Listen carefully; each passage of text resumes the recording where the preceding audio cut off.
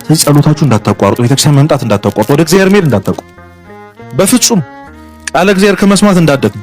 አይኑ በጣም ይገባኛል። ያንን በጣም እንጠላውን ኃጢአት ማታ አድርጎ ጠዋት ለጸሎት መቆም እጅግ በጣም ከባድ ነው፣ ይገባኝ። ምንም እንዳላረገ ሰው ነጠላ ለብሶ ቤተክርስቲያን መምጣት ከባድ ነው፣ ይገባኝ። መዝሙር መስማት በቃ ቀላል እንዳልሆነ ይገባኝ።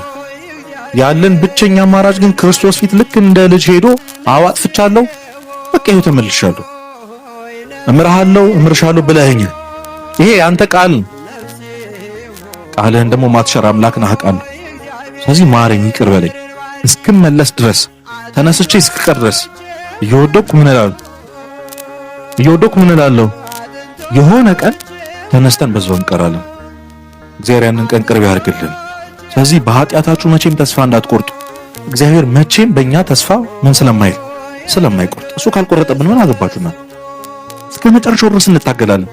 ምናልባት እግዚአብሔር ሞታችንን ያደረገልን ከሱ ጋር ታርቀን የቀረን ቀን ሊሆን ይችላል። የሆነ ቀን ረስተነው ማድረግ ትተን ከ5 ዓመት በኋላ እኮ ትዝ ሊለን ይችላል ኃጢአቱ። መቼ ነው የተውኩት ይሄንን ኃጢአት ልትሉ ይችላላችሁ። ይሄን ማድረግ የምንችለው ደግሞ ወደ እግዚአብሔር ስንቀርብና ስንቀርብ ብቻ ነው።